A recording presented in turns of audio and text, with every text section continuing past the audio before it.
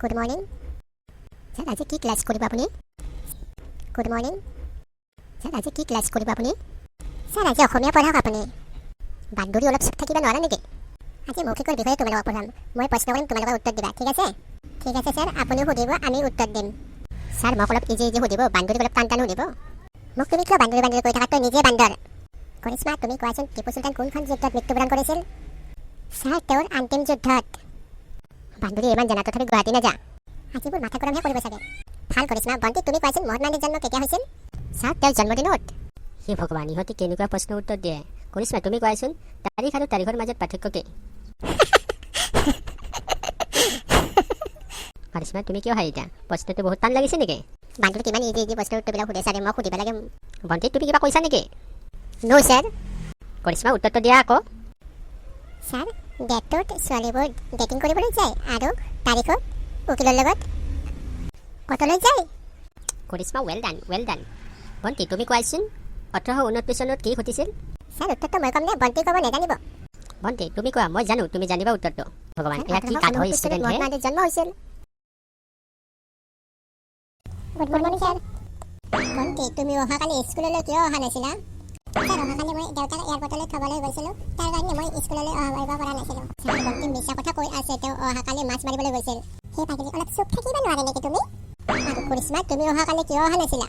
sir বন্তিৰ সৈতে মই এয়াৰপৰ্টলৈ গৈছিলোঁ তাৰ কাৰণে মই স্কুললৈ আহিব নোৱাৰিলোঁ এইবাৰ যে তুমি মিছা কথা কৈ আছা মই ছাৰক কৈ দিমনে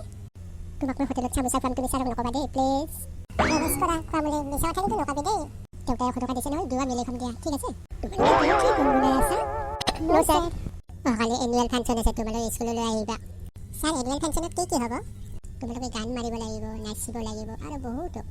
কৰিশ্মা তুমি কি গান মাৰিবা কালি নাগাৰা গান গাবানে কালি তুমি নাগাৰা গান কৰিশ্মাই বহুত জানে হয় নেকি ছাৰ এবাৰ কৰিশ্মাক নাগাৰা গান গাবলৈ দিয়া না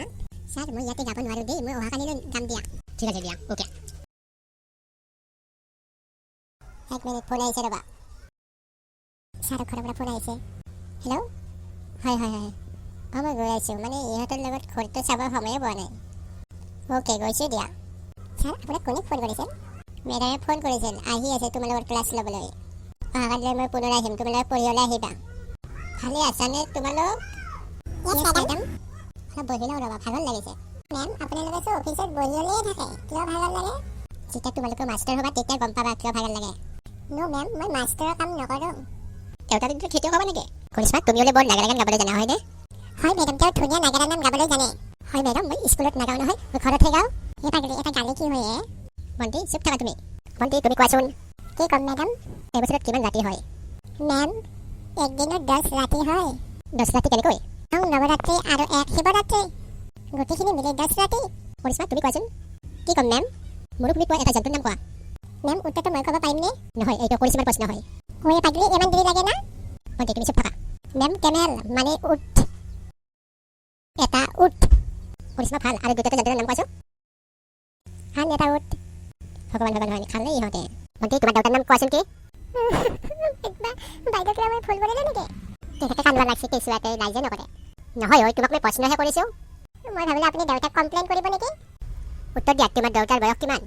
ভাল প্ৰশ্ন কৰিছে এইবাৰহে গম পাব মেডাম মোৰ বয়সৰ দৰে এইটো আকৌ কেনেকৈ সম্ভৱ হ'ব জন্মৰ পিছতহে তেওঁ পিতৃ হৈছিল